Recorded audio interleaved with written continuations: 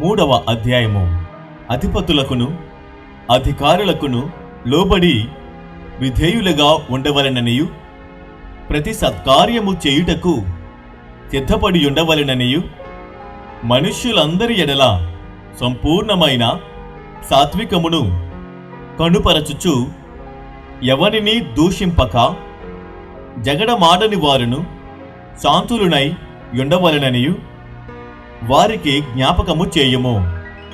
ఎందుకనగా మనము కూడా మునుపు అవివేకులమును అవిధేయులమును మోసపోయిన వారమును నానా విధములైన దురాశలకును భోగములకును దాసులమునై ఉండి దుష్టత్వమునందును అసూయయందును కాలము గడుపుచు అసహ్యులమై ఒకరినొకడు ద్వేషించుచు ఉంటిమి గాని మన రక్షకుడైన దేవుని యొక్క దయయు మానవుల ఎడల ఆయనకున్న ప్రేమయు ప్రత్యక్షమైనప్పుడు మనము నీతిని అనుసరించి చేసిన క్రియల మూలముగా కాక తన కనికరము చొప్పుననే పునర్జన్మ సంబంధమైన స్నానము ద్వారాను పరిశుద్ధాత్మ మనకు నూతన స్వభావము కలుగజేయుట ద్వారాను మనలను రక్షించెను.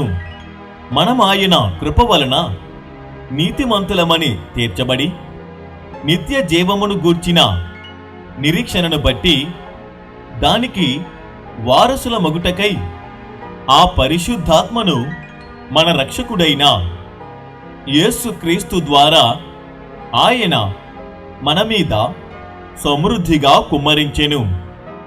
ఈ మాట నమ్మదగినది గనుక దేవుని యందు విశ్వాసముంచిన వారు సత్క్రియలను శ్రద్ధగా చేయుటయందు మనస్సుంచునట్లు నీవీ సంగతులను గూర్చి దృఢముగా చెప్పుచుండవలనని కోరుచున్నాను.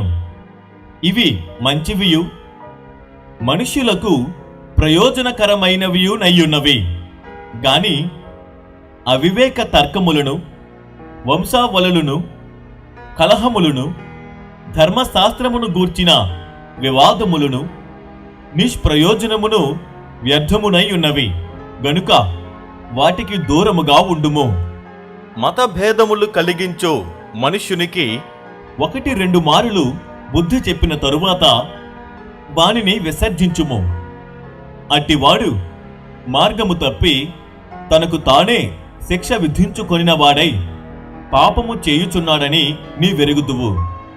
నికోపొలిలో శీతకాలము గడపవలెనని నేను నిర్ణయించుకున్నాను గనుక నేను అర్తెమానైనను తుకికునైనను నీ యొద్దకు పంపినప్పుడు అక్కడికి నా యొద్దకు వచ్చుటకై ప్రయత్నము చేయుము. ధర్మశాస్త్ర వేది అయిన జేనాను అపోల్లోనును శీఘ్రముగా సాగనంపుము. వారికేమియూ తక్కువ లేకుండా చూడుము.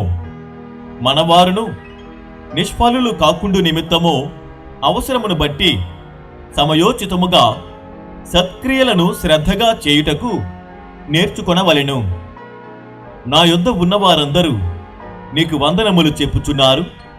విశ్వాసమును బట్టి మమ్మును ప్రేమించు వారికి మా వందనములు చెప్పుము. కృప మీ అందరికీ తోడై యుండునుగాక.